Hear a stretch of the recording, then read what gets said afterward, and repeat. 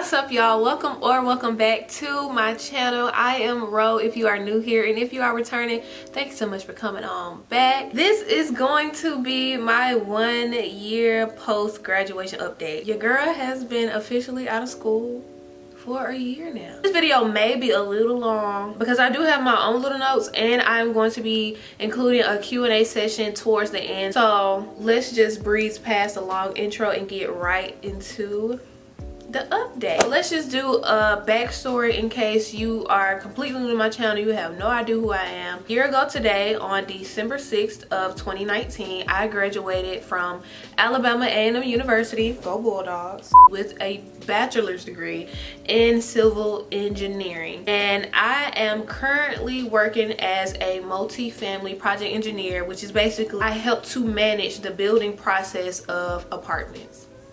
Basically, I build apartments. Woo! I was in school from 2014 to 2019, so that's roughly like 11 semesters, about 5 years. So let's go from how I felt my final semester all the way up to current day working my job. So let's get into these questions. How was my final semester? My final semester honestly was probably one of the best senior semesters that I had. I think I was a senior for a total of 5 semesters, which is basically 2 years, and I was completely over school. So getting to that last semester, I completely stripped myself of the responsibility from my organization. So all I had to worry about were my classes, saving up money so that I could pay for stuff like my pictures and invitations and stuff like that. But overall, that last semester was probably my best senior semester, and a big part of that was because a majority of my classmates were graduating as well, so we were all working together trying to get up out of there. It did get a little bit stressful and hectic towards like that last month or so, but all in all, I wouldn't change a single thing. How was graduation? If I had to describe graduation into one word, I would say surreal. And I say surreal because I knew it was happening. I knew that I had been preparing for it all semester, but the day honestly went by so fast. And it started off a little rough because I overslept for my hair appointment. I had to do my makeup, had to get dressed. It was like everything was moving so fast. However, there was one moment where I think everything really hit me. It was the most beautifully overwhelming feeling ever, and one of my friends actually captured that moment. She's a photographer, so shout out to Lucilia. Thank you for this picture. I'm gonna put the picture somewhere on the screen right now, and it was this moment. I was holding my name card. Card said my name, my degree, and my honor, because woo woo, I graduated magna cum laude. And I read it, and then I realized I'm about to walk this ramp that leads to the stage, and it's like, wow. So that moment was probably the only time that I feel like I was truly present. I feel like graduation is one of those days that you kind of hype up in your head, and sometimes you can like hype it up a little too much, so much that it doesn't necessarily live up to expectations. And I think I had put graduation as like this huge thing, and then when it happened, it was just like, oh, okay. So that was graduation. How did I feel after graduation? I felt so light and so relieved. Like I said, I had been a senior for a long time, and I had been in school for 20 something years at that point. So I was just done. I was so done. I was so relieved. But at the same time, it also just felt like I was on winter break. I don't think it really hit me until I actually started working. It still quite hasn't hit me that I'm out of school sometimes. How many job offers did I receive? I received 2 confirmed offers, and 1 was pending. The reason that last one was pending was because they were still trying to go through more processes, and I had already accepted a job offer, so that's why I say 1 was pending. So 2.5. I had a total of 4 interviews. Out of those 4, I moved forward with 3, and I purposefully did horrible on one of the interviews because of something that I experienced during the interviewing process, but I think that I'm going to do separate videos about interviews, so I'll probably talk about that particular situation in that video. How soon did I start working after graduation? Graduated on December 6th and I began working on January 13th of this year, so roughly like a month and a week. The next question is, am I working in my career field / am I actually using my degree? Yes and no. My particular field of work does fall under that umbrella of like civil construction and all of that stuff. However, my degree was for civil engineering design. I currently do not work in design. I am not a design engineer. I am on the project management tracks. However, because of my degree, I still have an opportunity to go the design route if I choose to, which is why I will be taking the FE exam, which is one step closer to getting my PE, which is my professional engineering license. Did I feel prepared for my job? Again, this is a yes and a no answer. My reason for saying no is because this is technically my first real job. I have had internships in the past, but those were very short terms, but I've never just had like a regular job before, because I have been self-employed for 7 years before this year. I didn't know like the office dynamic. I had just never really been on anyone's payroll. That's why I say no. And the yes part to that question is because of one of the internships that I took. From that internship, I learned so much that I was able to apply at my current job, especially within my first 6 or 7 months while my project hadn't started. I used a lot of that information, so I came in not really needing much training aside from just learning job specific practices and the few other softwares that I had no knowledge on, and refreshing the things that I had learned from my internship. And honestly, I never really care about being fully prepared for a situation, because I'm not one of those people that gets really down on myself if I don't know anything. My first mindset isn't to get down on myself, it's to become knowledgeable in that area. So I'll ask very detailed questions at work, or I'll just sit for as long as I need to and do all of the research that is necessary for me to start learning about it. And once I'm learning about it, from what I learned, I can ask better questions, and one day I won't have to ask those questions and I'll know. Biggest challenges I faced towards the beginning of working. So I guess this is kind of like a transition question. Honestly, the very first challenge that I had to take on was hotel life. Originally, I was only supposed to be in the city where my company is headquartered for about a month and a half, but life changed. Before that month and a half, I was set up in a hotel, but not like the regular hotels. It was kind of like a extended stay sort of a hotel, so it was much nicer. I had my own little kitchenette, but living in a hotel is not for the weak at all. I honestly looked at hotels as like a luxury, but now I really hate staying in hotels because of that experience. Like, it's hard to describe unless you're put in a position where you have to live in a hotel. And also, a week after living in that hotel, my apartment back home was broken into. So just for safety purposes, I broke my lease and I had to give up my apartment. So I really felt slick homeless. Granted, it was paid for, and eventually did end up requesting to be moved into a corporate apartment, which is where I was in majority of my earlier videos this year. If you guys see like that whole living room and kitchen setup, I was in a corporate apartment and I didn't have to pay for any of it. So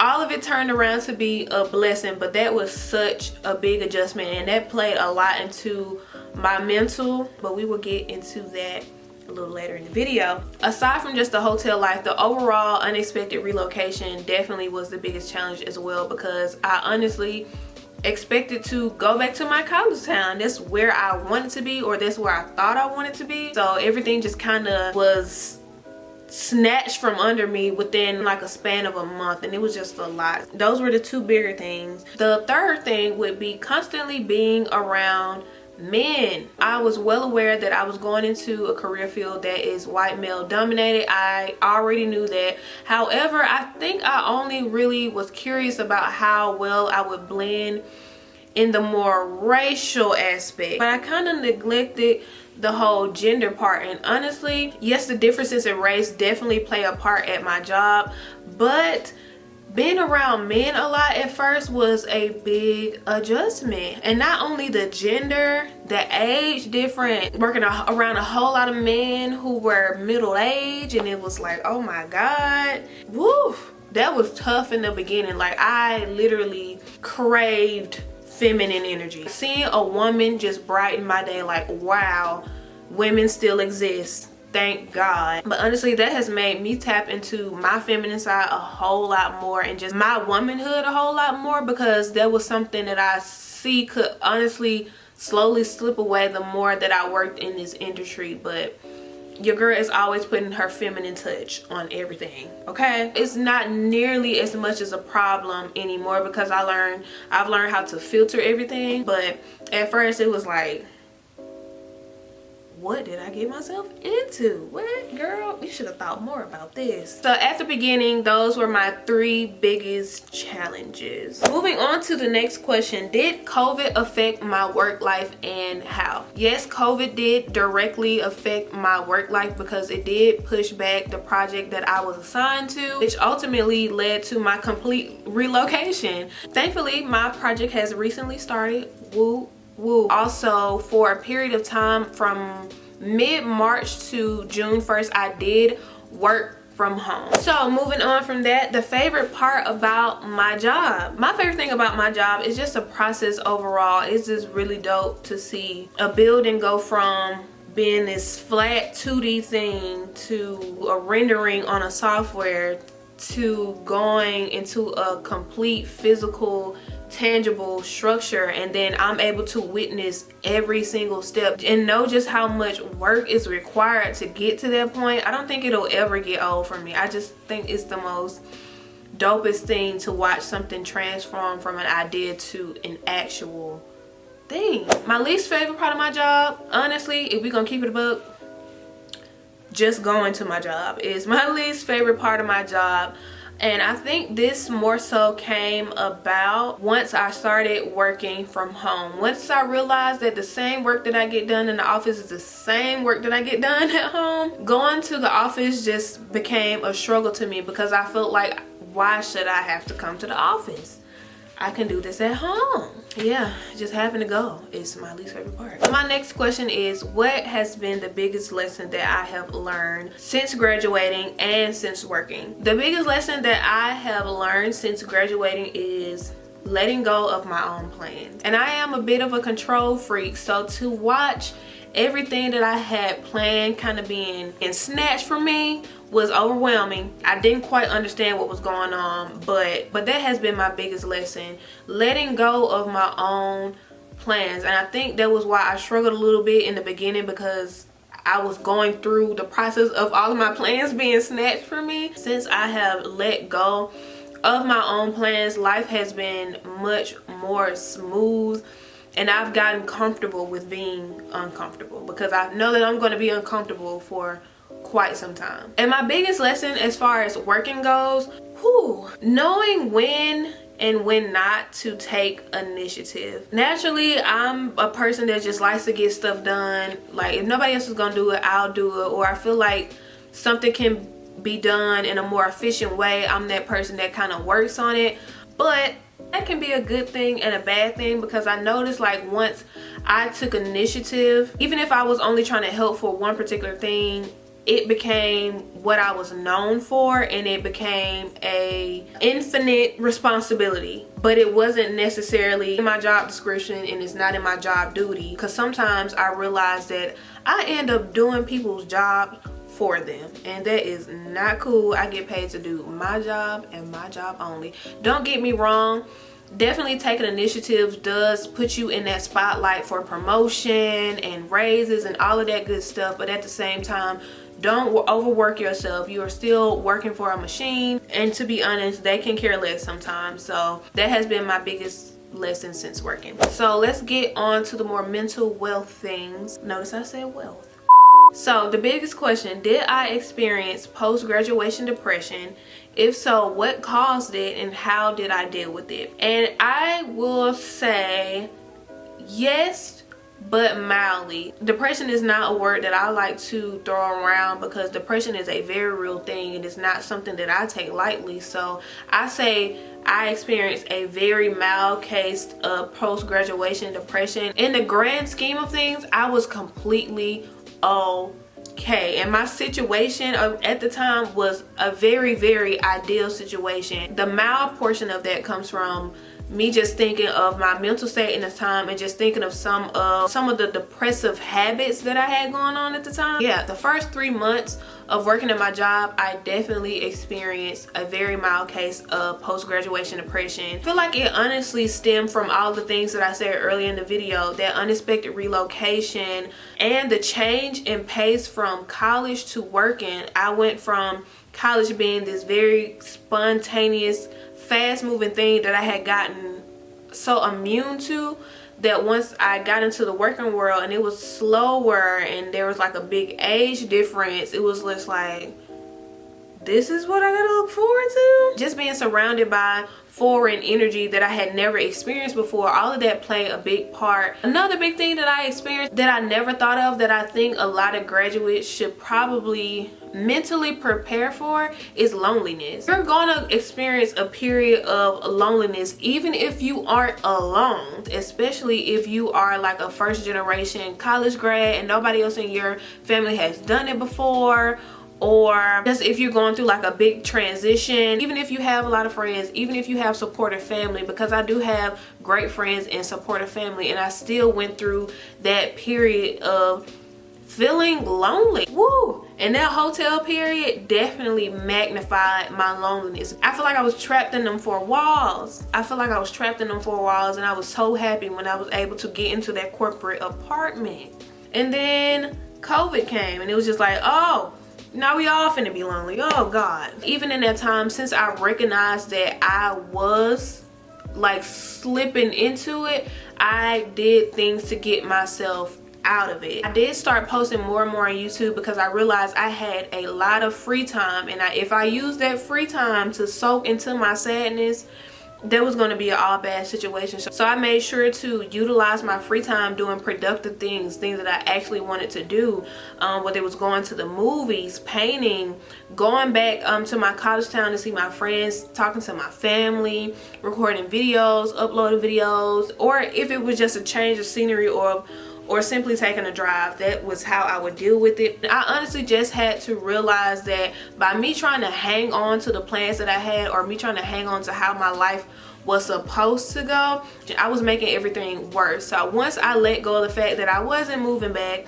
that my project probably wasn't starting no time soon, I was able to be more present in my life and realize that I am in an amazing position, and just look at the grand scheme of things and know that I was completely fine and God was taking care of me. So overall, the sooner I accepted my circumstances, the better everything became. I will say that that period only lasted about 3 months, but after my birthday I realized, like, okay, I've spent 3 months being sad and da da da da da, and like I already knew, if I want something to change, I have to change it. So I went on from that point being very, very intentional about my well-being and how I wanted to move forward with the things that I had been presented. So definitely do have my moments, but overall I have been in really, really great spirits, and I am happy about it, honey. Happy. And thank God for that. Truly, thank God for that. Away from all of that, because that was kind of sombery, so let's talk about the positives since graduating and since working. The biggest positive has been my growing relationship with God. I've always had somewhat of a relationship with God, but I feel like it's much more intentional these days, and I feel like it's much more real. Next positive would be I'm able to see life differently now. Like, I see life as like all of its endless possibilities. And like in college, like you're so like, okay, what will happen directly after college? But once you're out of college and you're able to explore all the ideas you have, you're able to explore the world a little bit more. I'm just able to see life on a broader spectrum now that I'm out of school. Another big positive is I'm able to shape who I really am with minimal influence. You're truly able to form the person that you want to be. You can shed some of those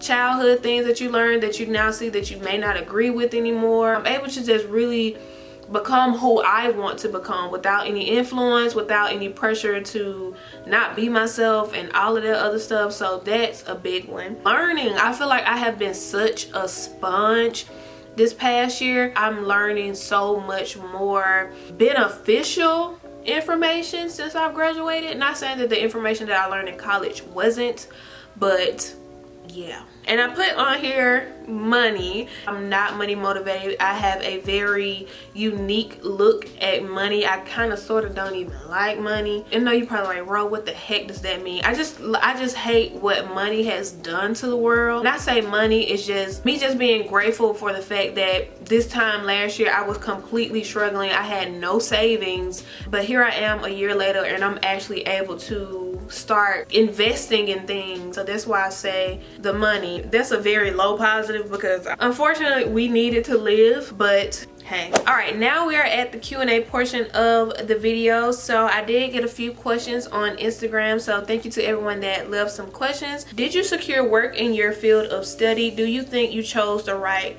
career path? Yes, I do think that I chose the right career. My battery is about to die.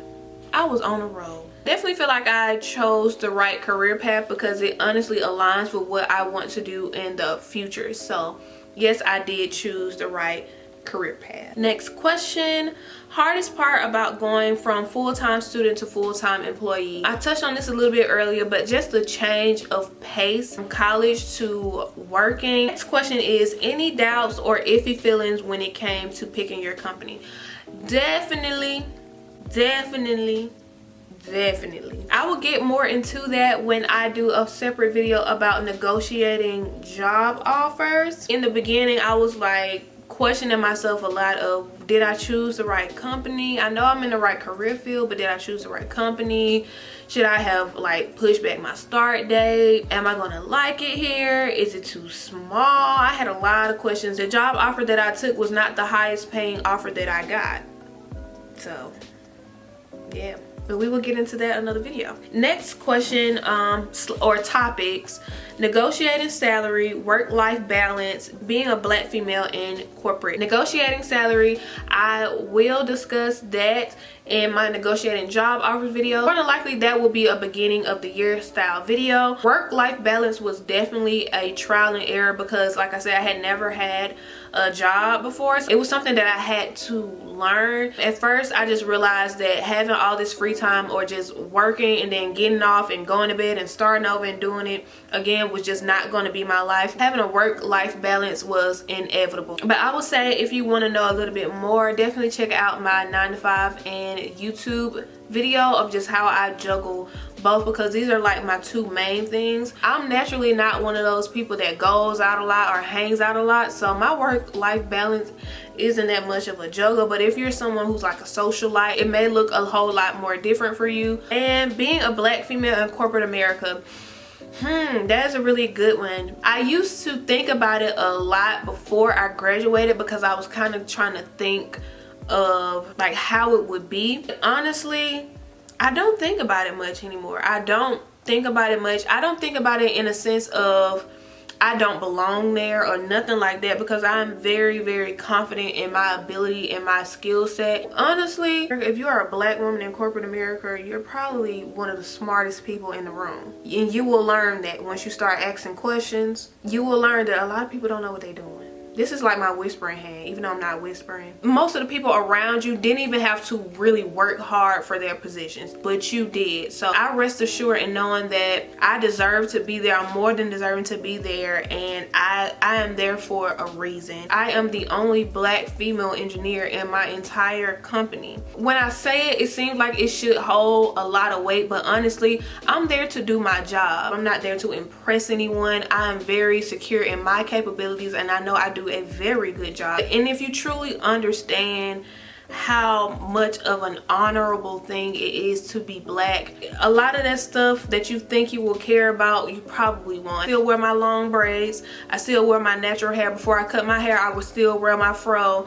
And if my company did not agree with me being who I am, then it's just time for another company. But I will say that they definitely have to adjust more to me than I do to them. The next question was how to survive post-graduation depression if you haven't found a job in your field. Because I was fortunate enough to find a job in my field, I cannot fully answer this question directly as asked, but what I can say is recognize what may be contributing to the depression and tackle those things head on, and really try to grow your prayer life and just your relationship with God, because a lot of the stuff that you're gonna go through, you're gonna go through alone. So it's best to have that grounding, that foundation with God, so you won't be really alone when you go through it. The next question is how you lived on your own after college and paying off student loans, dorming, etc. I had lived in like a few apartment situations prior to graduation, so I had already technically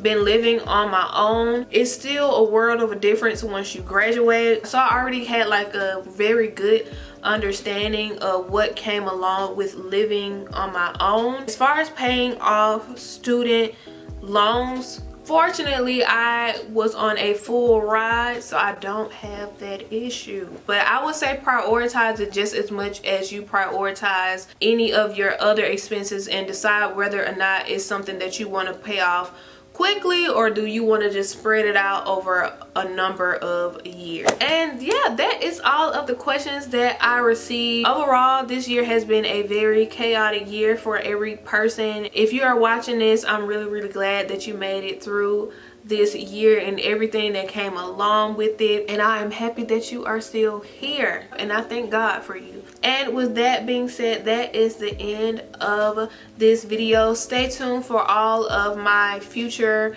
videos concerning job related things, like I mentioned, negotiating job offers, interviews. If you're a recent graduate, a HBCU graduate, or someone who's anticipating graduation in the near future, be sure to leave any comment down below. If you are HBCU graduate, leave what school you graduated from down below. If you are a fellow Bulldog, leave some bulldog emojis down below. If you guys want to keep in touch with me, you can definitely follow me on my Instagram. Why are my hands always doing stuff? You can follow me on my Instagram at According to Ro. It's the same as my channel name. But that's all I have for this video. I hope you guys enjoyed hearing about my year recap of being out of school. Oh, you're probably wondering, do I plan on going to grad school? Again, this is my whispering hand, even though I'm not whispering.